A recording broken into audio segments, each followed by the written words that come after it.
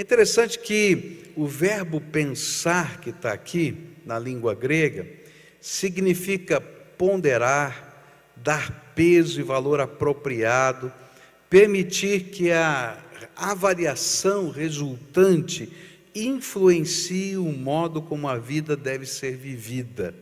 Então eu vou interiorizando os meus pensamentos.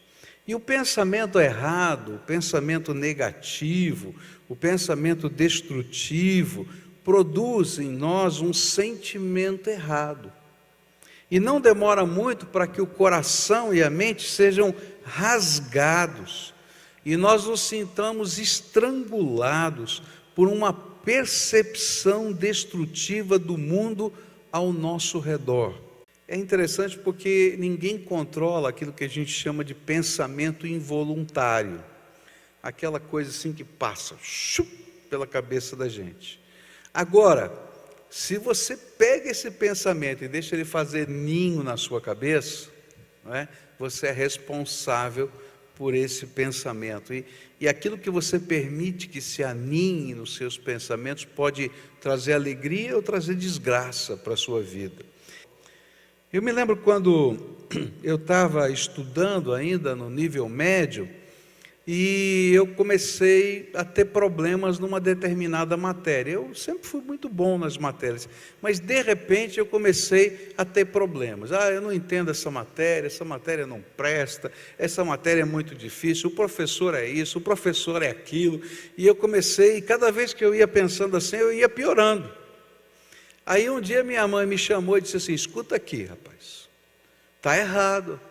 Se você continuar pensando assim, você não vai conseguir enfrentar essa matéria. Você tem que pensar o contrário, que essa matéria é um desafio para você crescer, para você fazer. E é interessante que eu venci aquela matéria e aquela matéria se tornou uma das, no futuro, que eu tirava notas mais altas até o final do outro nível lá, né?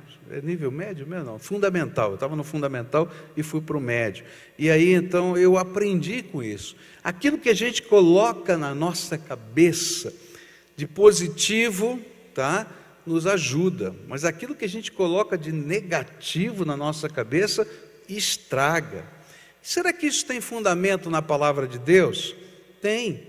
A Bíblia vai ensinar isso e Jesus vai falar para a gente que a maneira como nós olhamos o mundo e naturalmente pensamos nele define como estaremos por dentro. Olha só o que Jesus falou em Mateus 6, 22 e 23. Os olhos são como uma luz para o corpo. Quando os olhos de vocês são bons, todo o seu corpo fica cheio de luz. Porém, se os seus olhos forem maus, o seu corpo ficará cheio de escuridão. Assim, se a luz que está em você virar escuridão, como será terrível esta escuridão? Esse olhos bons e olhos maus aqui não fala em enxergar bem ou precisar de óculos. Ele está falando da maneira como a gente olha a vida. Se você olhar e disser, não tem futuro para mim. Se você olhar e disser, eu não vou conseguir. Se você olhar e disser, não tem sonhos para a minha vida, pode ter certeza, não vai encontrar sonho nenhum mesmo, não vai dar certo. Mas se você tiver um bom pensamento, tiver uma boa inclinação, a Bíblia diz, Jesus disse, que vai haver luz, vai haver esperança na nossa alma. É interessante que essa questão, ela foi estudada pelos militares americanos. E isso nasceu por causa de um prisioneiro de guerra, não é? Que ficou muito tempo na solitária.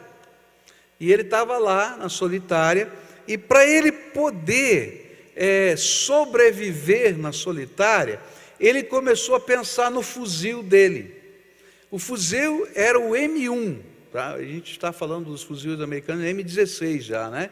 Então, o M1, você imagina, era o velhinho de todos, né?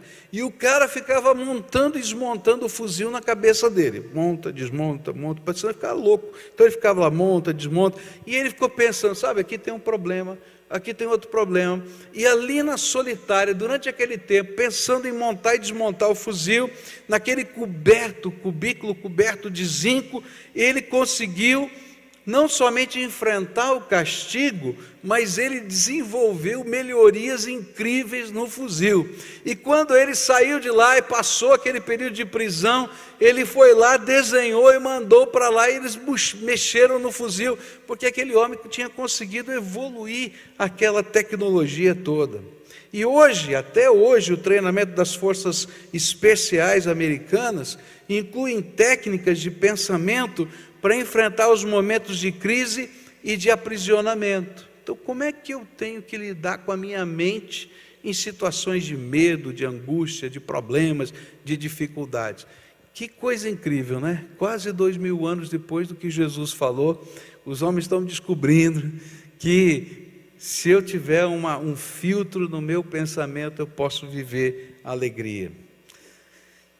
O que eu queria dizer para vocês hoje é que muitos dos pensamentos que vêm na nossa cabeça, eles são reais, verdadeiros. Muitos dos pensamentos que vêm sobre a nossa cabeça são interpretações da realidade. Muitos dos nossos pensamentos refletem os sentimentos da nossa história. Muitos dos nossos pensamentos são pressões da nossa própria carne e da nossa própria natureza. Por isso a gente tem que aprender a controlar, a filtrar os nossos pensamentos, para que a gente possa viver a alegria de Deus. E o que a Bíblia vai ensinar para a gente é que as maiores batalhas espirituais vão acontecer na mente da gente. A verdadeira batalha espiritual não está acontecendo entre anjo e demônio lá no céu, não. Ainda que existam batalhas espirituais assim, mas elas tomam forma aqui dentro da nossa cabeça. As coisas que nós vimos, as coisas que nós ouvimos, as coisas que nós interpretamos, as coisas que nós colecionamos dentro da nossa alma, podem nos fazer muito bem ou pode nos fazer muito mal. E é interessante que às vezes essas palavras são ditas e as pessoas não entendem que estão fazendo bem ou mal, porque na verdade esse apropriar-se para o bem ou para o mal está dentro da nossa cabeça. Eu me lembro que quando Michel nasceu, eu já disse isso aqui para vocês, mas tem muito a ver com essa atitude de pensamento. Eu me lembro que quando o Michel nasceu, eu chamei meu pai, que estava separado da minha mãe já há muitos anos, para ir visitar um neto dele, né? E ele então foi lá no hospital, depois ele foi lá na casa da minha sogra, onde nós estávamos por um tempo do resguardo da Cleusa. E eu me lembro de uma vez que ele saiu já da minha casa, quando ele estava visitando o Michel já na nossa casa, e ele então saiu, foi pegar o elevador, não é? E quando ele saiu e pegou o elevador, ele disse assim: filho, você me faz muito mal. Nossa, que palavra infeliz, não é? E eu pensei assim comigo: ora, se eu te faço tão mal, não volta mais aqui. Eu te chamei aqui para você celebrar o meu filho, teu neto, não é? Eu entendo o que meu pai queria dizer. Ele está dizendo assim: puxa, quanta coisa eu perdi. Eu quando venho aqui sinto toda essa tristeza por ter perdido tanta coisa. Mas naquela hora a minha cabeça não funcionava para isso. Se eu estou fazendo mal, não volta mais aqui.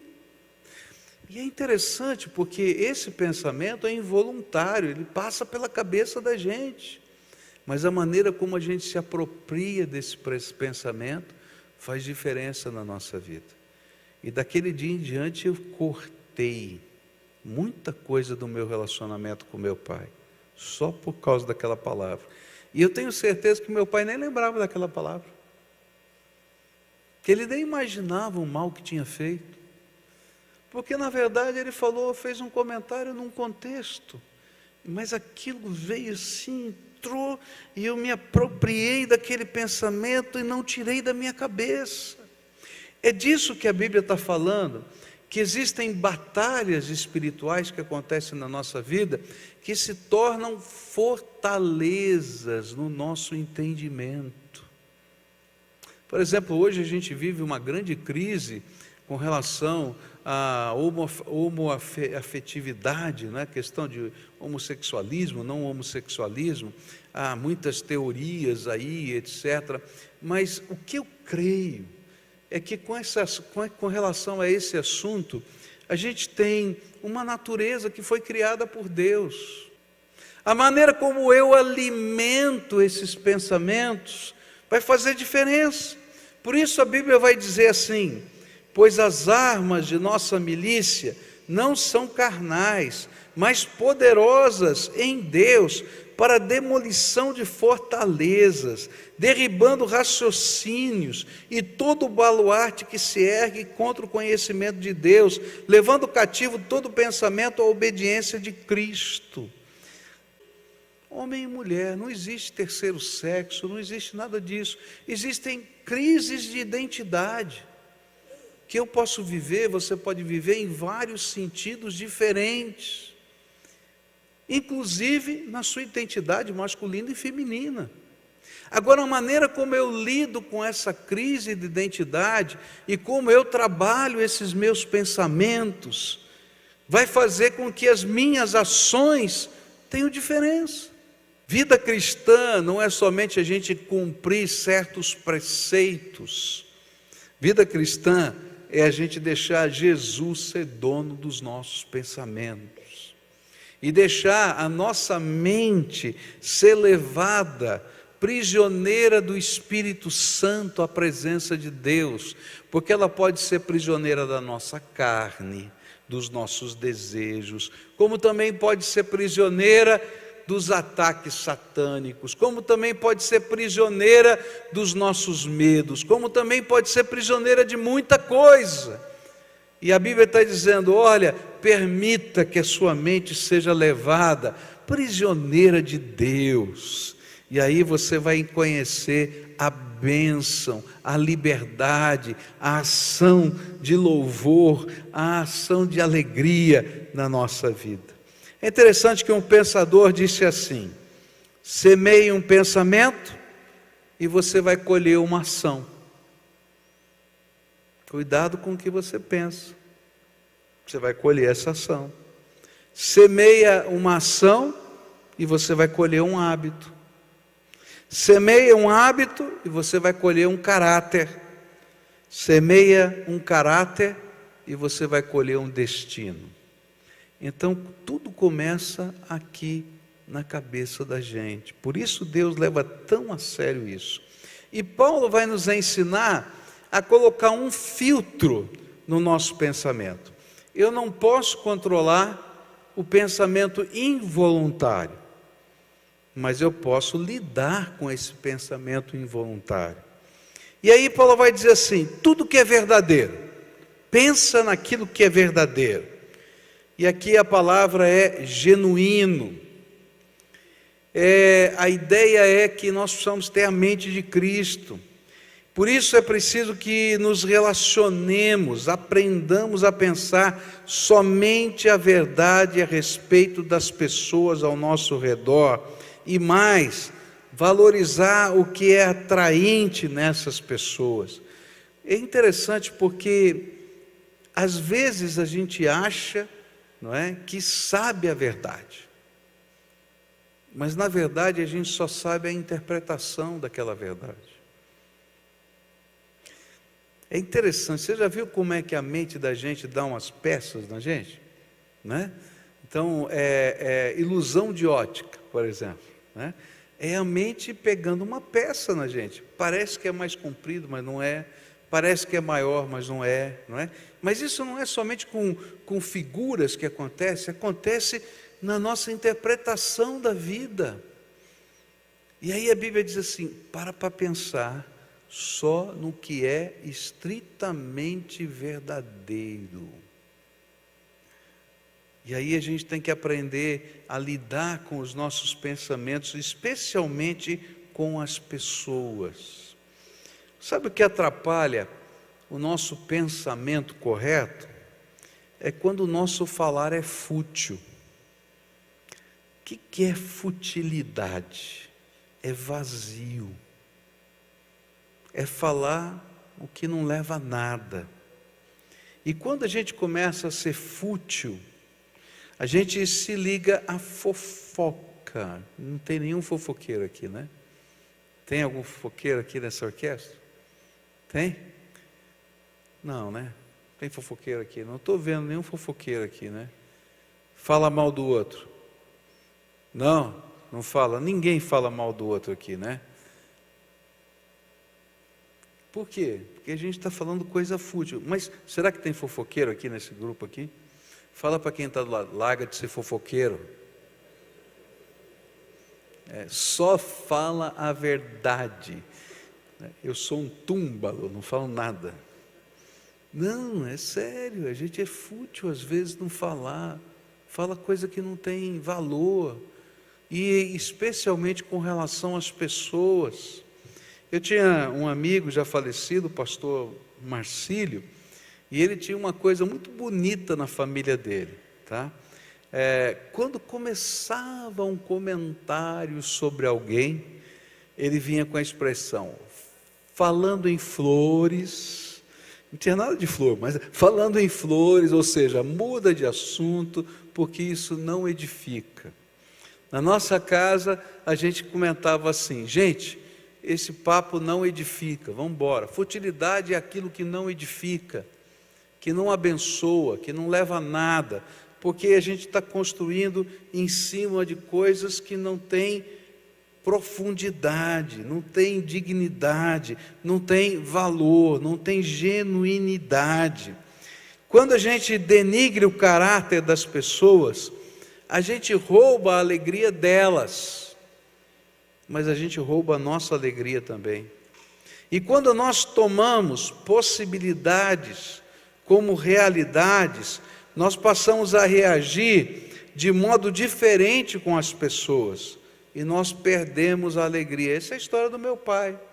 Uma possibilidade na minha cabeça virou uma realidade, e eu mudei o meu relacionamento por causa disso.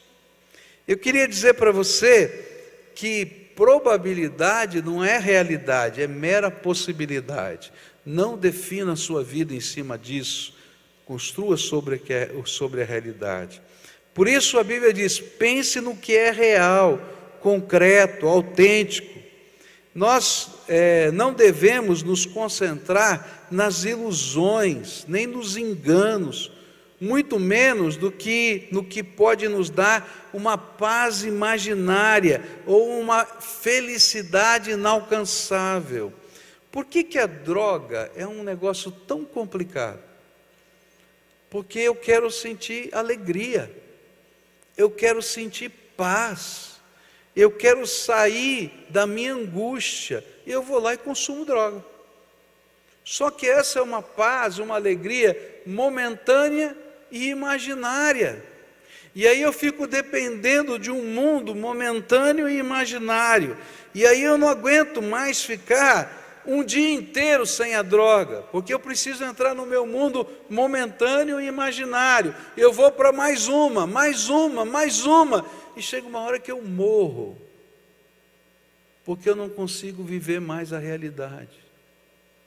Toma cuidado, toma cuidado.